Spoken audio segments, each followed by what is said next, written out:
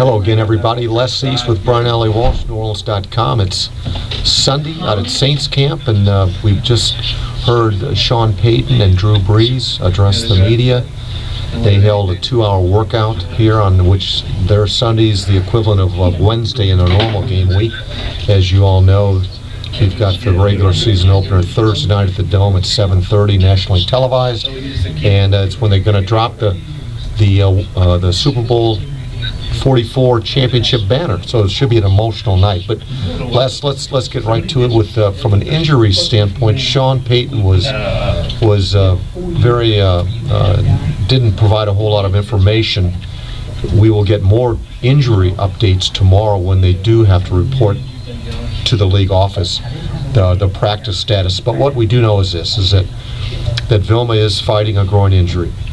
We do know that he worked some today. We do know that Chris Ivory, the running back, told us in the locker room before practice that he has an MCL injury.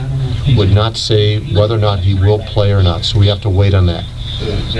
But other than that, we're kind of in the dark when it comes to some of these other injuries that are leading into game week. Yeah, we don't know a whole lot, and I don't know that we'll know a whole lot more tomorrow. I would imagine probably Vilma will be listed as something like questionable, something kind of vague.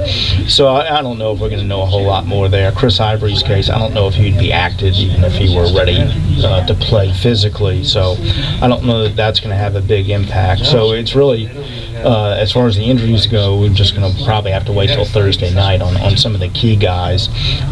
We do know that linebacker is an area of concern because Jonathan Casillas has been placed on IR. He has an injury. Sean Payton educated us today. It's a Liz Frank injury to his foot. Liz Frank, L-I-S and then F-R-A-N-C. And it is a serious injury. Yeah, apparently it's a joint in the middle of the foot, and apparently it is very serious, especially with a guy, 230, 240 pounds running around on his foot. That's not a minor injury by any means. He's expected to have surgery, I believe, in the next week or so. So he's done for the year. So with him out, with Vilma uncertain, there's a lot of uncertainty at linebacker. Scott Shanley could go back to weak side, and they could let Jolan Dunbar play strong side. They could reverse those two. Their outside linebackers really all have to be able to play both positions. Marvin Mitchell presumably would replace Vilma if he can't play. But they're probably, I would assume, looking around. In fact, Sean Payton said they are looking around to see what's out there at all positions, but you would think linebacker would have a little greater urgency, and they're probably exploring all options for bringing somebody in. Yeah, and I know that this team was looking for outside linebacker help as early as Friday. They were trying to address this need when they first came to grips that they may lose Casillas for the season. Certainly an injury that would have kept him out even the opener, but now that they've learned that it's a season-ending type injury, it's an area that they may continue to address either through the waiver wire, street free agents. And, they've also, there's a couple of other laundry items we want to address here. Players have voted on team captains. On offense, they're John Stinchcomb and Drew Brees. On defense, John Vilma, Will Smith, and Pearson Prelo replaces Troy Evans as the special teams captain. So there's 5 this year. It's a little different than the past.